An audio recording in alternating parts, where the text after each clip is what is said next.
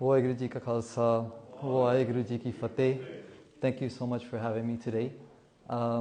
Before we begin, it's my personal habit and practice that whenever I speak somewhere, to gain the blessings of the Sangat and the Guru, I usually do a prayer or a Mangalacharan, and I would like you to join me today in that. If you could sing along, that's great. If you can't, you can just close your eyes and listen along. If you don't have your heads covered or anything, that's okay. You can just follow along. Ham avgun pare ek gun nahi amrit chhad bikha bikh khahi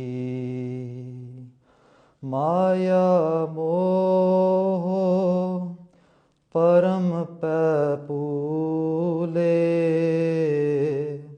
sutdarasyon preet lagai ek uttam panth sunyo gur sangat Te milant jam tras mitai ek ardas paat kirat ki Gur Ramdas rakho sharanai ek ardas paat kirat ki Gur Ramdas rakho sharanai Waheguru Ji Ka Khalsa Waheguru Ji Ki Fateh. My name is Supreet Singh. I'm a local from New York. Brought up in New York, born in India, migrated here when I was like 2 years old. And I studied electrical engineering in New York City within NYIT, New York Institute of Technology. But during college, I found my way into Sikhi, or the Guru brought me into Sikhi. And as a normal college kid, I was really inspired through the philosophy that the Guru shared, the message that they shared.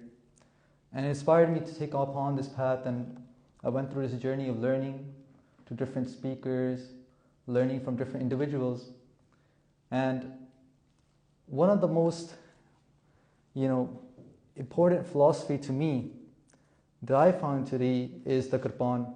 So I was really excited that the Prabandhiks have decided to ask me to make this presentation today on the physical, the historical and the spiritual concepts of the Kirpan. When we speak about the Kirpan, the first person that comes to my mind is Guru Nanak Dev Ji. Although when we look in the historical sense, the Kirpan is presented both as a physical weapon, but metaphorically as well. Physically, we understand the Kirpan to come into the picture during Guru Har Gobind Ji's time. Then we know as Guru Gobind Singh Ji prominently expressing the Kirpan to every Sikh, every Khalsa. But I think the story of the Kirpan starts earlier, during Guru Nanak Dev Ji's time. I want to take you to a scene. And the scene is this. India, the subcontinent we understand today as India, is not the India of the 15th century. The India of the 15th century is what Pakistan, India, Sri Lanka, Bangladesh all combined. Basically everything from the east of the Indus River was considered Hindustan, or India. That India was controlled by the Lodi dynasty at that point, by a Pathan ruler. When Guru Nanak Dev Ji comes into the picture, there's one man whose name is Babur.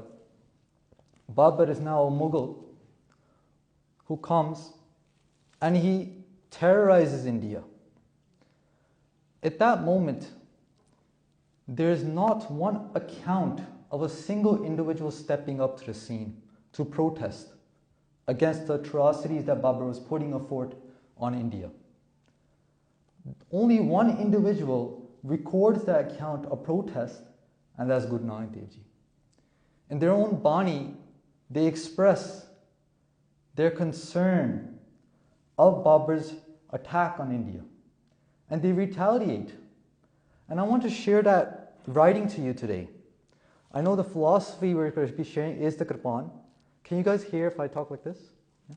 Thank you. The philosophy we're going to be sharing is about the Kirpan, but to build up to that philosophy, I want to start from this story, this Sakhi, this history.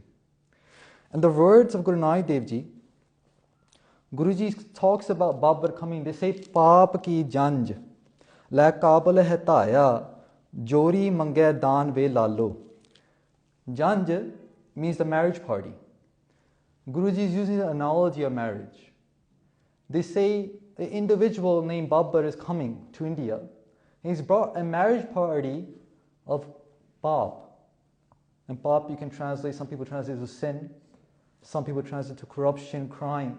Basically, he's brought with him the marriage party of very wrongdoings. Saram dharam doe chhap khaloe, kood fira pardhan ve lalo. Guruji says that sharam and taram, these are two wings of a bird.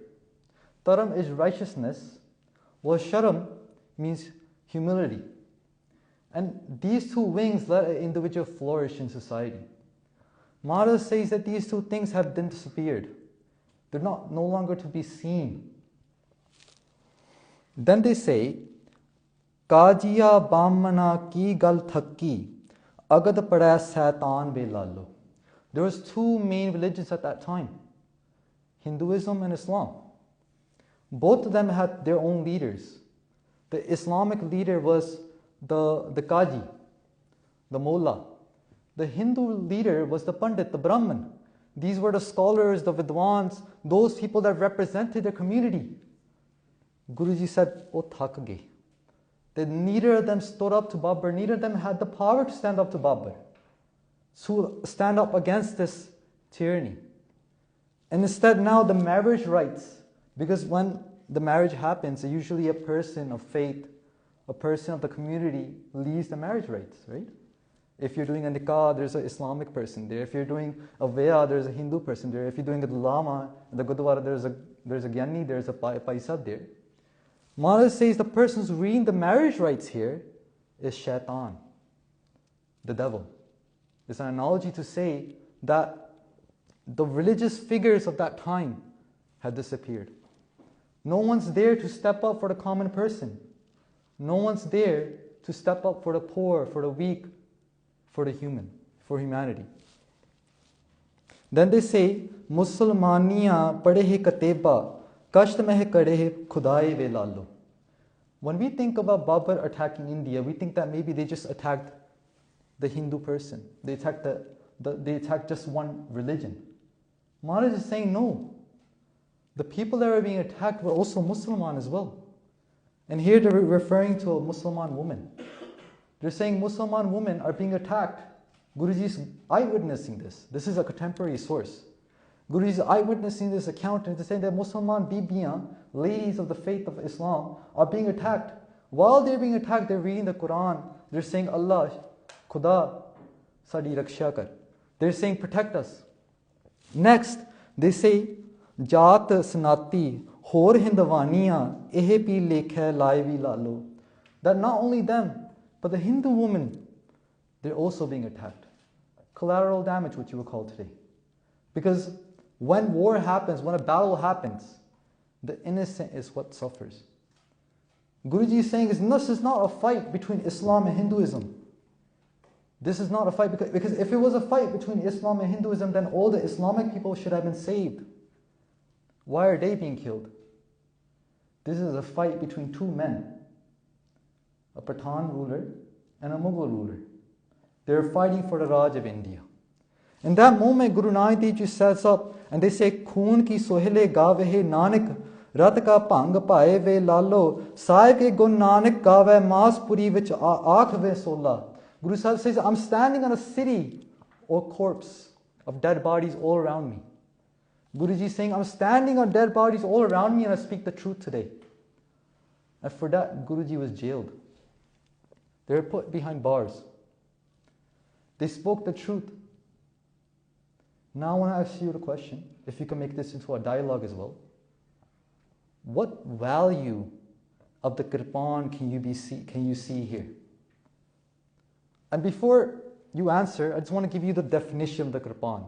The word Kirpan is a compound word. Kirpan.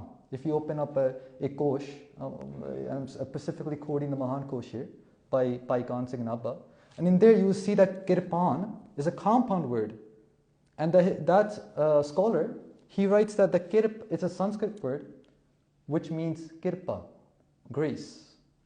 You can apply compassion, you can apply empathy as well. An, he said it refers to a dwelling, a house, a place of living. Kirpan means the house of compassion. Kirpan means the house of mercy, the house of grace. Now you have the story in front of you of Guru Nanak Dev Ji retaliating against a major force that no one else could have. And today, if you look at history books in India, they will not have this account. But we have an eyewitness account here. An individual who stood up against this atrocity. What value of the Kirpan, the physical weapon that we carry, can you see happening here? Would anyone like to share? Don't be shy. Raise your hand.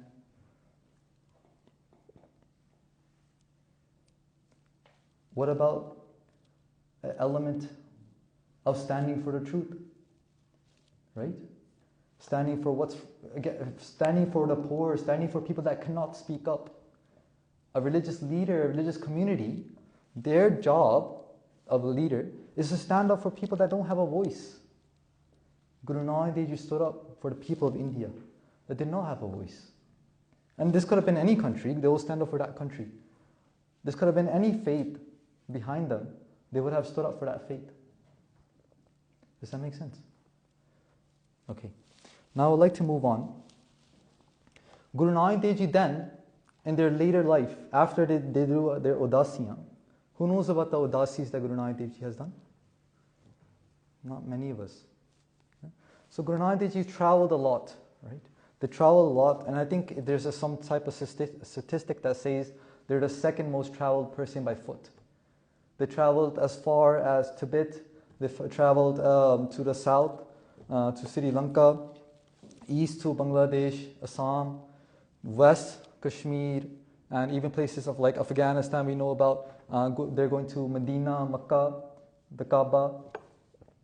In their travels, after they were done with all these travels, they came back to their hometown. They set up a city called Kartarpur Sahib.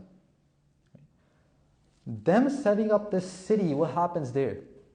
They set up institutions. They set up schooling. In that city, in that institution, there was one prime student. Their name was Bhai Lanaji, who becomes the next Guru, Guru Angad Dev Ji. Guru Angad Dev Ji spent 7 years in this institution created by Guru Nanak Dev Ji, and they become the next Guru. Guru Angad Dev Ji is then told by Guru Nanak Dev Ji, you set up your own city, Khadur Sahib. There they have a prime student that comes there, Baba Amar Das Ji, who becomes the third Guru. Then the third Guru set up their own city, Govindwal Sahib. And so on and so forth, keeps going. This idea of institution, for me, that represents the Kirpan as well. Education. Today, we go to the Guru Kar, and this is not to bash the Guru Kar. The Guru Kar is a beautiful area for us to go to worship the Guru, to see the Guru, to meet the Sadh Sangat. But I feel like there's an element of the Guru Kar that might be missing. I use the word might because I don't have all the answers. I'm also learning.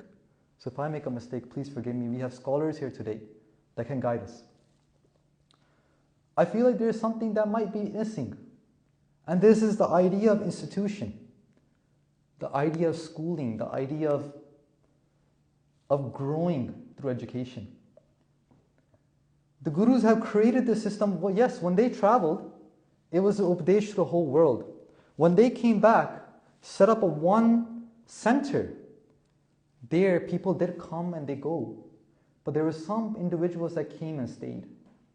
Those individuals became prime figures, prime characters within Sikh history. Moving on, when the time came to Guru Arjan Dev Ji, Guru Arjan Dev Ji was executed. And that emperor of that time was Jahangir, the Mughal emperor.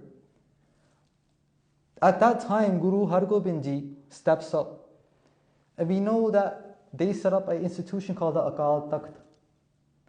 The Akal Takht was a place where they represented two philosophies there. A philosophy that has two wings, two sides. A coin that has two sides.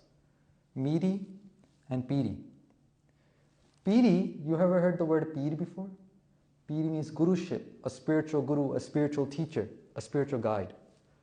Miri means master, a political master. Miri means political, while Piri represents spiritual. The Guru said that it is not enough for you to be just spiritual. When the Guru Nanak Dev Ji said that the Islamic leader and the Hindu leader had both backed away. It was why? Because they were just spiritual. They're coming from the spiritual angle. The Guru has enforced this idea of politicalness as well. And in that moment, how is political and spiritual represented? Well, we say that Guru Hargobind Ji at that time wore two Kirpana. One to represent Miri and one to represent Piri. Because it's not enough for one to sit in their homes and remember God. That is important. That is our duty as human beings. But then there's another step. The other step is take care of humanity as well. If someone is being oppressed, if someone's being hurt, if someone's being put down, it is a job of the spiritual people to step up. But who better to step up besides them? A spiritual person, a saint, a bhagat, a devotee, whatever you may want to call them, a gurmukh. They have such qualities of compassion, of empathy, of truth, of forgiveness within them, naturally, because they worked hard in that environment. They worked hard in that arena, battling with their mind. And there's a very interesting line in the Japji Sahib. Guru Nanak Dev Ji says, Man jeeta, jag jeet. And if you look at the whole body, it seems to me that it's a very systematic process. And I'm just going to use the word systematic here. I want to look at this word. When I was coming to Sikhi, I was like, why is Sikhi not systematic? Why is the Guru Granth Sahib Ji like all over the place? And maybe this might be a question in your minds as well. And I feel like the answer is this. The Guru never called themselves professors, or they call themselves poets. Nanak Shair Ev Kaha. Shair means poet. And if you look at the writings of Guru Gobind Singh Ji, it's very common. Kab, Kabyo Bach, Benti Chopi. Kab meaning a poet. Bach meaning bachan, the words of a poet. They refer to themselves as poets. What is a poet? A poet is creative. A poet's mind works differently than our minds. We look at a picture and we're like, there's nothing fancy here. It's just a person sitting there on a table. But a poet, an artist, they go so deep. They evaluate each color. They evaluate the expressions, the emotions. There's so much flavor in their thoughts. There's so much height in their mindset, in their hearts.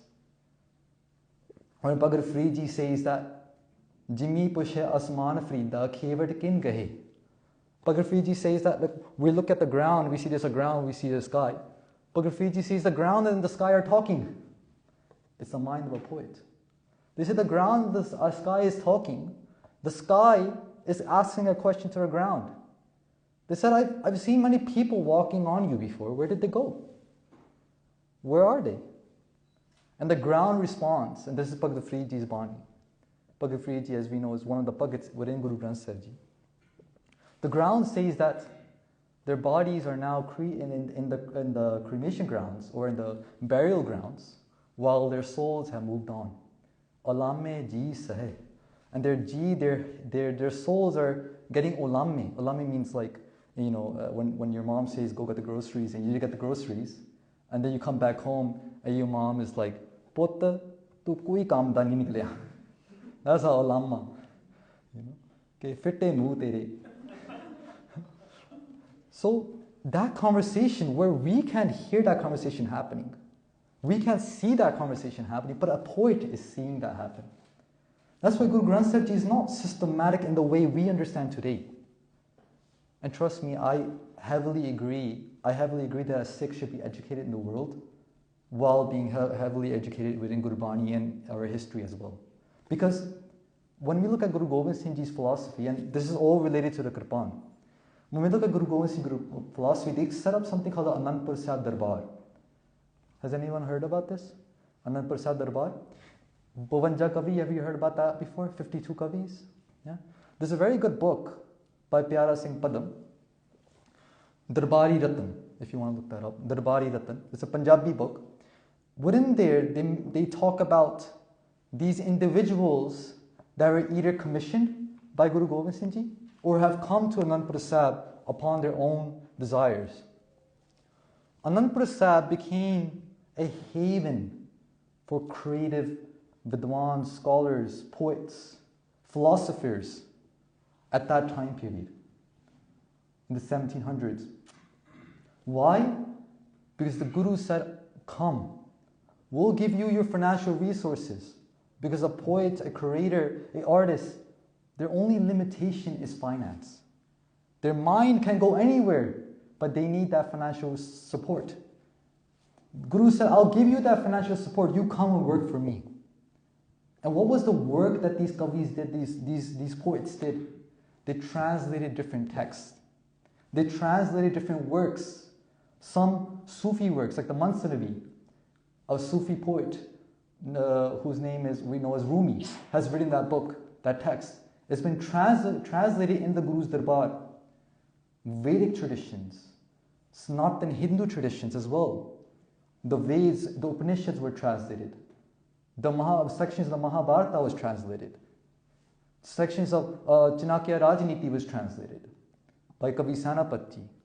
So many of these things translated. And when I look at these works and I read them, I say, some things don't really feel like they align with the Guru's philosophy. And I struggled with this question for a couple of years. I've studied extensively on the Chanakya Rajniti, written by Kavi Sanapati, translated version. And Pandit Chanakya Muni was the Rajguru of a king in the 4th century, and he's written this text in Sanskrit about political warfare, political tactics. And the translated version, when I read that, I'm like, there's some things that I feel like align with Gurmat, but a lot of these things, I don't feel like I would go crazy with it. So why? Why were they translated? And the answer comes to me is this. The Guru was creating a system where they knew that once they leave, and this goes back to the word succession, goes back to that city we talked about, Kartarpur Sahib. Why did the Guru create a city? What was the need for it? The need was this. When Guru Gobind Singh Ji Maharaj will leave their body, who would be left? The Khalsa, your Sikhs. When the Sikhs are left, if the Guru was considered Jagat Guru, if the Guru was considered the Guru for the world, we say that Guru Nanak Dev Ji was for everyone, Guru Granth Sahib Ji is for everyone. We don't exclusify, right? That's one of the biggest goods I see in the Sikh traditions, within the Sikh culture. That we don't exclusify. We don't say that, you have to do X, Y, and Z. Then only then can you get into such kind.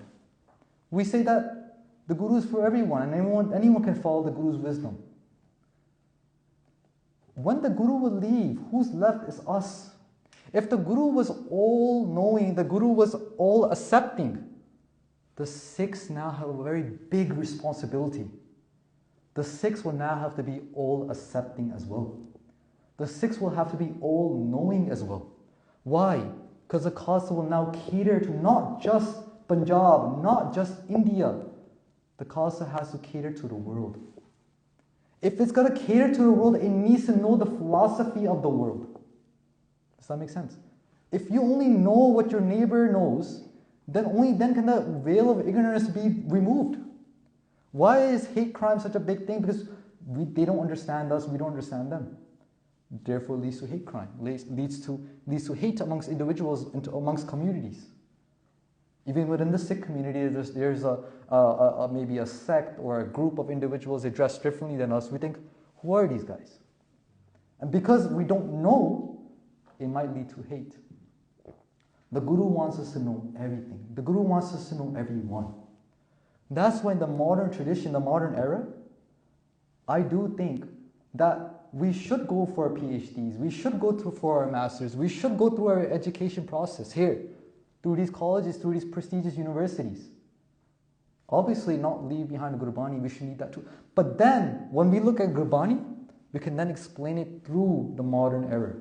If Guru Sahib was using analogies and things that people would understand at that time, 15th century, 16th century, 17th century.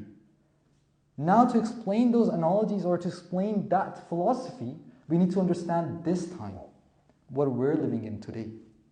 Only then can we explain further. So another element of the Kirpan is knowledge. And this idea of setting up a city is the idea of succession.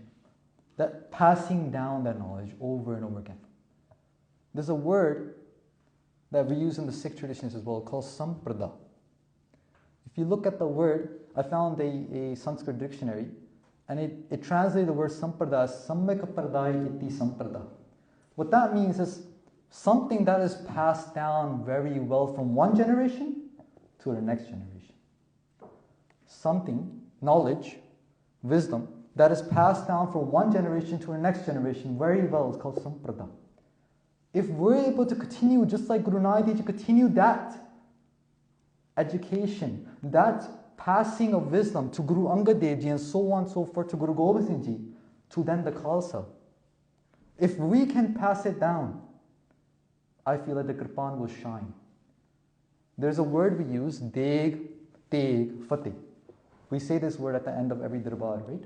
Deg, Teg, Fateh, you will hear it, right? Deg, we represent as food, right? We say Deg means prashada, we say Deg means prashad, something to do with digestion of food, right? Meaning survival, something that helps you survive, something that nourishes your body.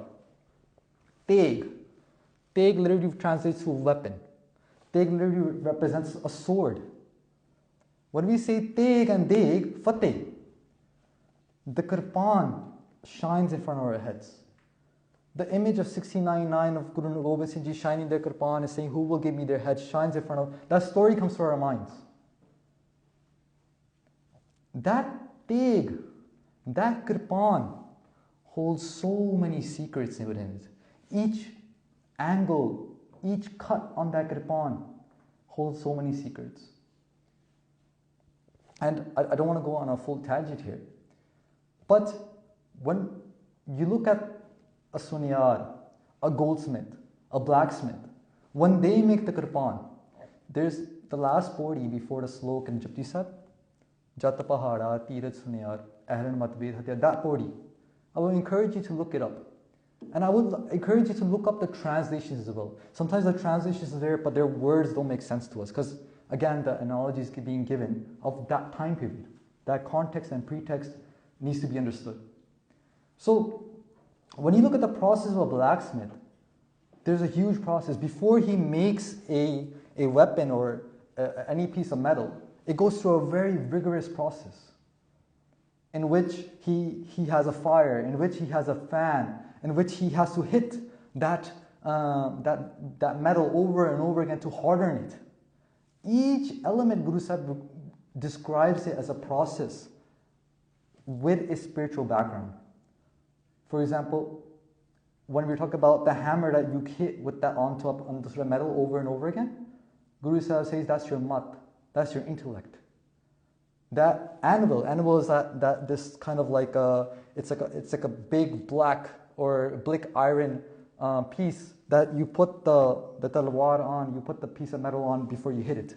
That animal, Guru Sahib says, is your humility.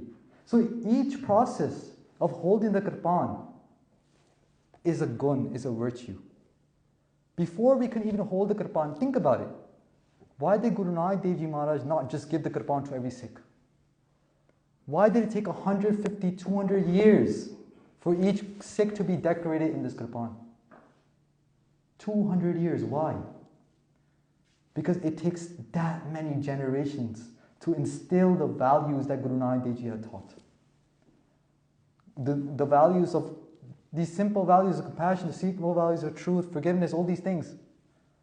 It took 200 years for that to become this physical weapon we carry on with us today. Does that make sense? Okay, so we're going good with time. Now just to talk about the spiritual message of the Kirpan. Okay, I'll take it from a historical angle first. We spoke a little bit about Guru Nanak Dev Ji, spoke a little bit about Guru Arjan Dev Ji and Guru Har Gobind Ji, Guru Gobind Singh Ji, a little bit in between. Now we'd like to look at the writings of Guru Gobind Singh Ji. Because the writings of Guru Gobind Singh Ji particularly mention weapons. What's interesting is that the structure, so Guru Gobind Singh Ji's writings are called Dasam Granth.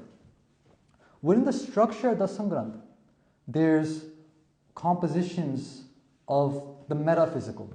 Metaphysical meaning Nirankar, the Swarup of God, of the Creator that you cannot see with these eyes, you cannot hear with these ears, you cannot smell with the nose. Nirankar, the metaphysical, like Jab Sahib, Akal Ustat. Then it moves into more mythological or historical banya compositions as well, like the Chobis Avatar. The Chobis Avatar is a section of narrations of very old stories. And these stories, these retellings, have their own variations to them, which is very interesting. For example, there's a story of Narsingh, of Harnakesh and Prahlad. Have you heard that story before? It comes in, when we read Rara Sahib, we always start with Har Jug Jug Bhagto Paya, Paj Rakta Aya, Ram Raje, Harnakesh Tusht Har Marya, Prahlad Rai. There's two characters mentioned there, Prahlad and Harnakesh. Right? Within the original tellings of this story, it's always taken from a bhakti angle, from a devotional angle. And the story is mentioned in Guru Granth Sahib Ji many times by different bhagats and the Gurus themselves. And they have always expanded on the devotion that Prahlad had, a 5-7-year-old kid who was remembering God. Prahlad, sorry, Bhagat Prahlad Ji had. That devotion that he had, that is the most focused component on that story. But that battle that takes place between Narsingh and Harnakesh is just 1 line long, maybe 2 lines long. When you come into Guru Gobind Singh Ji's retelling of that story, it's flipped. The devotional aspect is maybe 1 or 2 lines long, but the battle that takes place is the main story. Same thing goes with Mash Avatar or Kash Avatar. I know I'm throwing these words at you. Some of you might not know what I'm talking about. But the main point I want you to carry here is that in the retellings of these stories by Guru Gobind Singh Ji, the element that's mostly focused on is Dharam Yudh. Even in a very large section is Krishna Avatar. At the very end of Krishna Avatar, Guruji says why they're writing the story. And they say, Avar Basna Nahe Prabh, Dharam Yudh Ke Jai.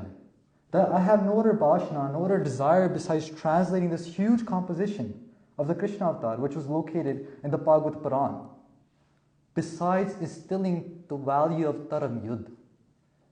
Yudh means warfare, Dharam meaning again righteousness. Again, what Guru Nanak Dev Ji did when they stood up to Babur. Again, that first step was laid down by Guru Nanak. That makes sense? When and another element that you find within the Sikh itihas or the folk tales or the Janam Sakhi is that Guru Nanak Dev Ji also called they renamed Babur. So the word Babur means Babur, like a shade. It represents bravery, courage. Guru Sahib said, "You're not a Babur, you're a Jabbar." Yeah? Jabbar means jo jabr karda, someone who puts tyrannical force on someone who puts oppression down. That's what is jabr. Guru Sahib said, you're not Babbar, you're a jabbar. Imagine today, I think, like, what is the best way for us to connect to that Sakhi?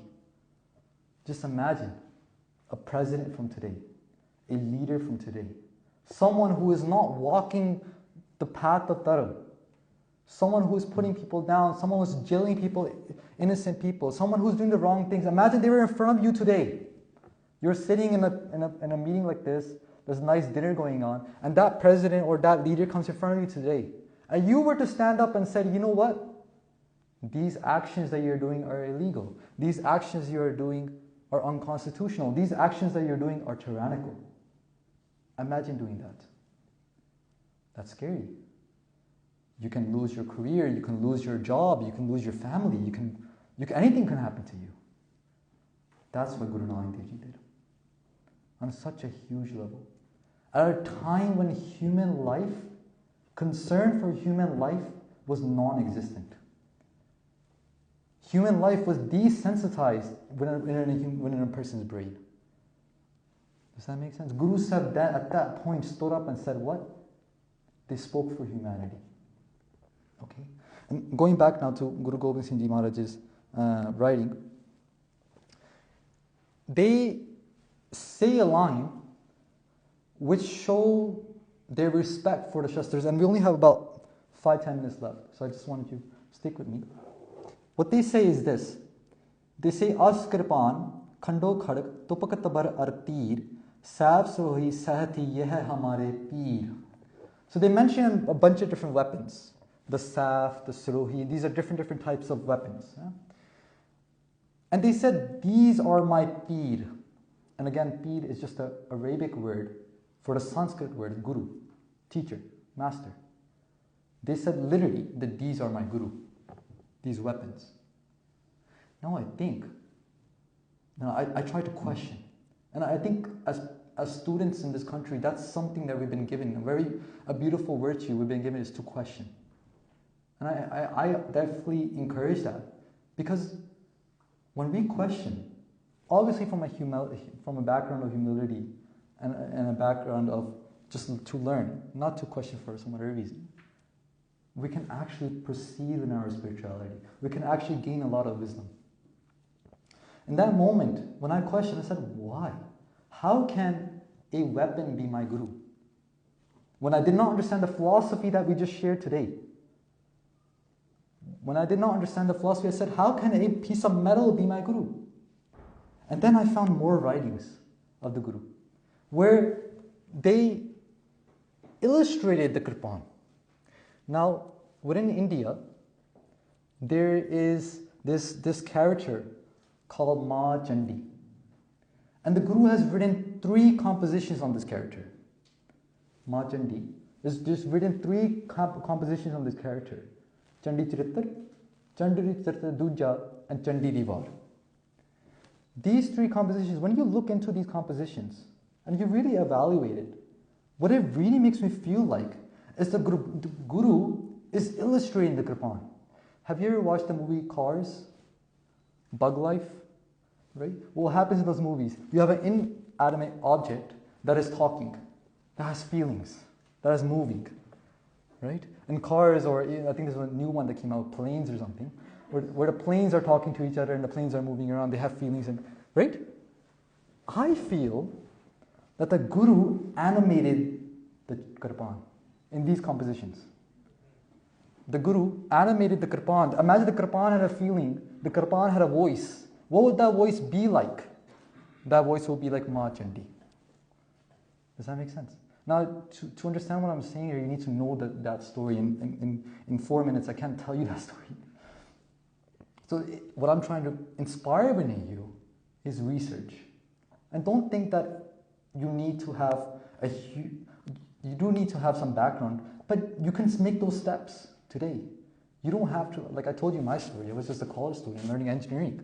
It had nothing to do with spirituality, nothing to do with world religions or South Asian studies. But it just takes one step and you find yourself in a rabbit hole.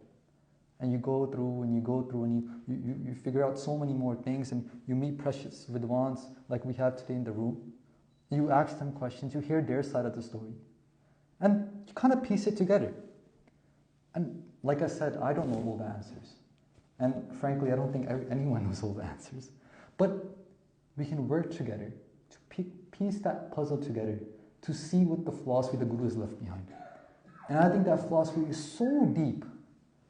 It's so rich and so pure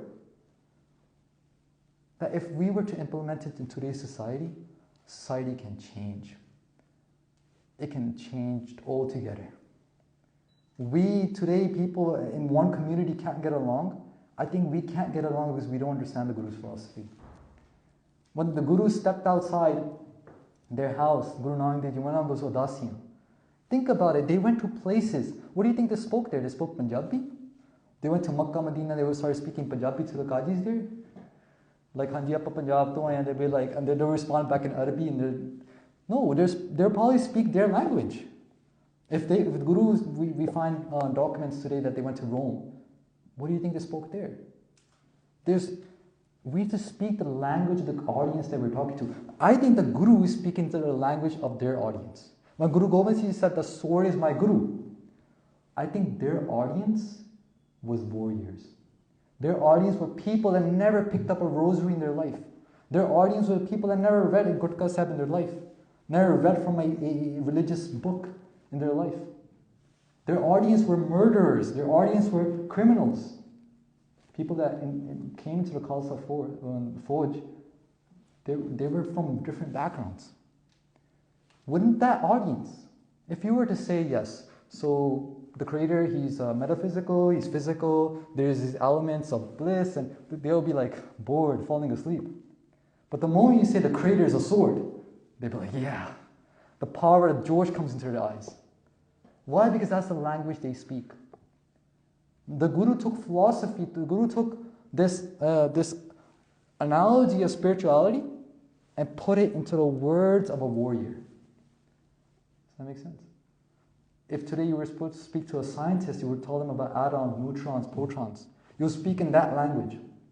You speak to a math person, you speak to an engineer, you speak in their language. If the Guru is talking to warriors, they're speaking their language. Yeah? They're speaking about people they know Majandi. They know about battle, they know about warfare. Speaking in their language, pertaining to their mindset. So, I thank you for your time. And again, I really encourage you to take that step of research. You're in this very prestigious college. And I think one of the biggest guns that college gives us is this idea of research. So thank you so much. Please forgive me for many mistakes. And I hope to see you in the Q&A panel. Blaiye Fateh. Vaheguru Ji Ka Khalsa. Vaheguru Ji Ki Fateh.